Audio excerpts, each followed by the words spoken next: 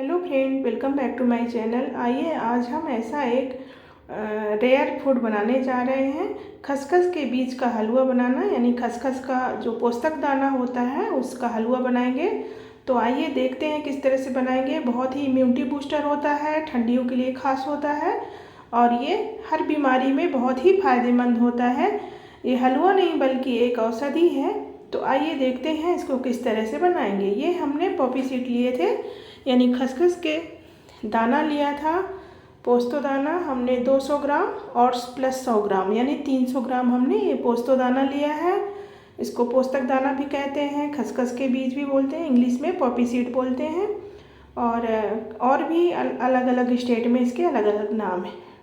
तो इसको हमने अच्छी तरह से धो के 10 घंटे के लिए भिगो दिया है। और 10 घंटे अच्छी तरह से भीगने के बाद ये अच्छी तरह से भीग जाते हैं और डबल हो गए जाते हैं। तो आइए 10 घंटे बाद दिखाते हैं क्या करेंगे। ये इस तरह से भीग करके हो गए हैं, हम आपको दिखा देते हैं।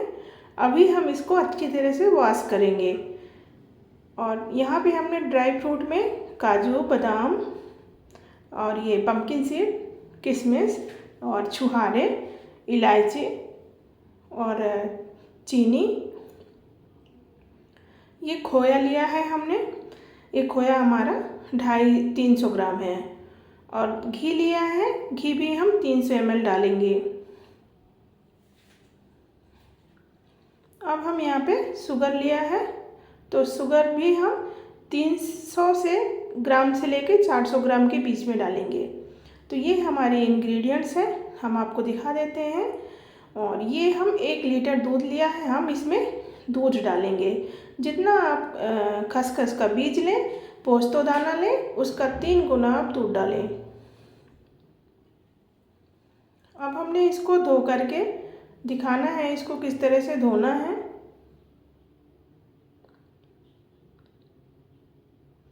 तो हमने यहाँ पे एक स्ट्रेनर लिया है, यानी कि छन्नी, जो कि मैदे की छन्नी होती है, बिल्कुल बारीक होती है। इसको आपको लेना है और इसमें ही डाल करके आपको धोना है। आप इसको हाथ से नहीं धो सकते, किसी बर्तन में नहीं धो सकते, क्योंकि ये दाने अगर बिखर जाते हैं तो फिर ये दाने आते नहीं हैं हाथ में, यानी कि इसको बहुत केयरफुली धोना है।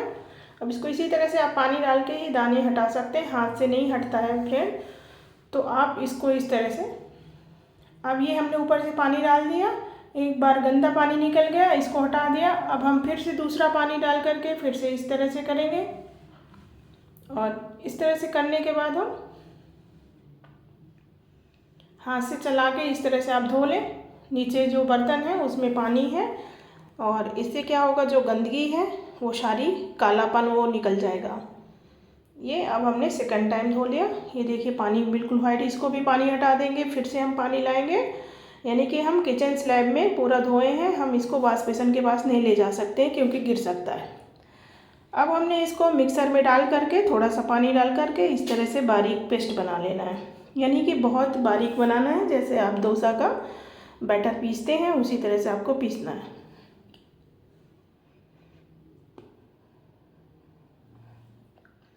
अब हम यहाँ पे सेकेंड बैच भी इसी तरह से सेम प्रोसेस से पीस लेंगे मिक्सर में। तो इसमें इसी तरह से आपको डालना है, फिर थोड़ा सा पानी डाल देना है और इसी तरह से आप पानी डाल के ही छुड़ा सकते हैं, हाथ में से नहीं बनेगा। और फिर इसको बारीक पेस्ट बना लें।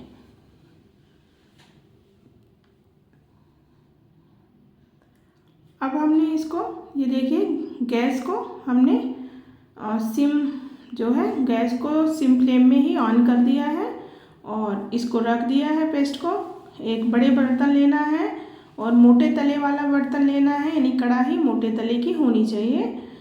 अब हमने यहाँ पे 300 ml घी डालना है। जितना हमने खसखस का बीज लिया है, पॉपी सीड जितना हमारा क्वांटिटी में है उतना ही हमको घी डालना है। तो हमने उतना ही घी डाल करके इस तरह से चलाते हुए धीमी आंच में पकाएंगे। इसको फ्रेंड आपको चलाते हुए पकाना है, अगर आप इसको नहीं चलाएंगे तो ये नीचे से जमने लग जाएगा, यानी कि जल जाएगा। अब एक तरफ हमारा जो पॉपी सीड का घोल है वो पक रहा है, भुन रहा है, और एक तरफ हम ड्राई फ्रूट्स कट कर लेंगे, यानी उसको एक हाथ से चलाते रहेंगे और एक हाथ से इधर ड्राई फ्रूट्स हम कट कर लेंगे। अब हमारे यहाँ पे पकाते हुए 20 मिनट हो गया है। 20 मिनट में देखिए इस तरह से हो गया है, घी थोड़ा सा छोड़ने लग गया है, और इसको हमने कंटिन्यूस चलाते रहे हैं, बीच में हमने बंद बिल्कुल नहीं किया है। फ्रेंड, इसके पास ही खड़े रहना पड़ता है, आप इधर उधर कहीं मत जाना, क्योंकि इसको जलने के चांसेस बहुत रहते हैं, कढ़ाई में बहुत जल्दी से चिपक जाता है। और जब इसमें क्या है कि बड़ा बर्तन लेना है आपको, कढ़ाई या पतीला, और साथ में जो बॉटम है उसका हैवी होना चाहिए, मोटे तले वाली कढ़ाई होनी चाहिए। अब हम देखिए इस तरह से आपको छुड़ा के, ये मैं दिखा रही हूँ आपको, दबाने से अगर घी निकलता है ना, तो समझिए कि पक रहा है और अच्छी तरह से पकने के उसमें है, स्टेज में। अब इसको इस तरह से चलाना है, ये देखिए ये घी बिल्कुल घी निकलने लगे तो समझ जाइए कि अच्छी तरह से रोस्ट हो गया है। अभी हम और थोड़ी देर चलाएंगे, इसको चला के हम जब तक चलाएंगे ये पिंक कलर का होने लग जाता है। जब ये रोस्ट हो जाएगा फ्रेंड, तो इसमें हल्का कलर इसका पिंक हो जाएगा, तो आप समझ जाना कि ये पक गया है। तो फ्रेंड, इसमें जो है घी वगैरह की कंजूसी नहीं करना, क्योंकि क्या है कि इसमें इतना घी पड़ेगा ही पड़ेगा। अब ये देखिए पिंक कलर का हो गया है, भुन गया है, घी छोड़ने लग गया है, इसकी ये निशानी है पकने की। अब हम यहाँ पे 1 लीटर जो दूध लिया था उसको डाल देंगे। अब हमने यहाँ पे जो 1 लीटर दूध था उसको दोनों पैकेट हमने डाल दिया है, और इसको अब चला देंगे। ये देखिए घी ऊपर हो गया है, दूध अभी नीचे है। फिर अभी हम बता रहे हैं कि हमने जो काजू बादाम लिया था फ्रेंड, उसमें से थोड़ा सा काजू बादाम हमने पीस लिया था, उसका पाउडर बना लिया था, उसको हमने डाल दिया है, काजू बादाम और थोड़े से पम्पकिन के सीड। आपके पास जितने भी ड्राई फ्रूट्स हों सब आप डाल सकते हैं, जितना भी ड्राई फ्रूट्स इसमें डाल दें वो सारे बहुत अच्छे होते हैं। अब इसको हम फ्रेंड चलाते हुए 20 मिनट तक पकाएंगे कंटिन्यूस। तो हम इसको सिम गैस पे सिम गैस पे रख करके और बीच बीच में चला देते थे, और 20 मिनट तक इस तरह पकाया हमने।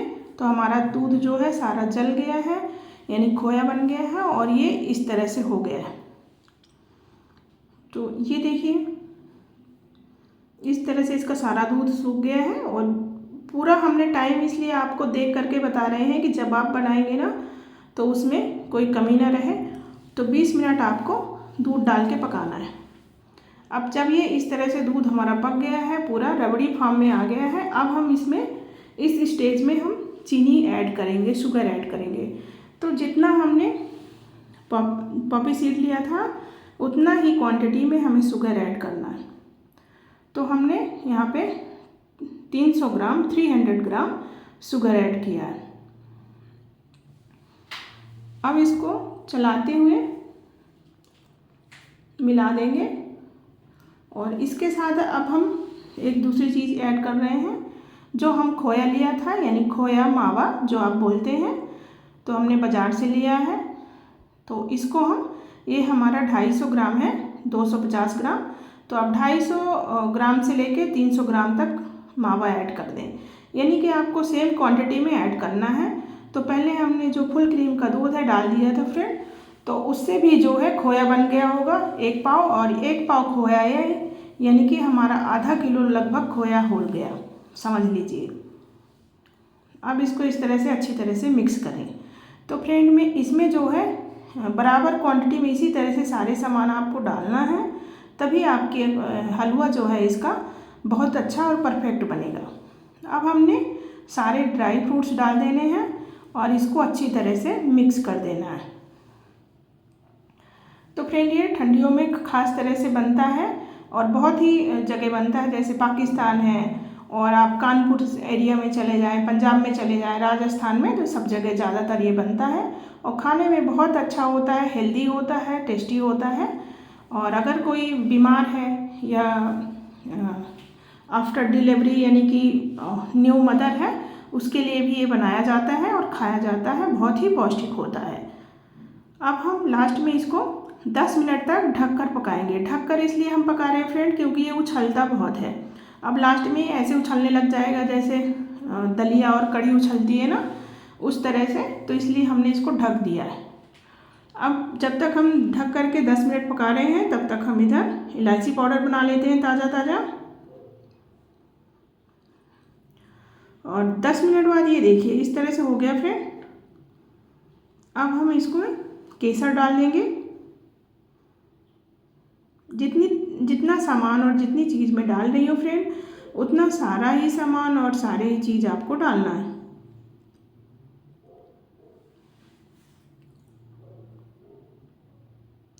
अब हम इसको इस तरह से मिक्स करेंगे।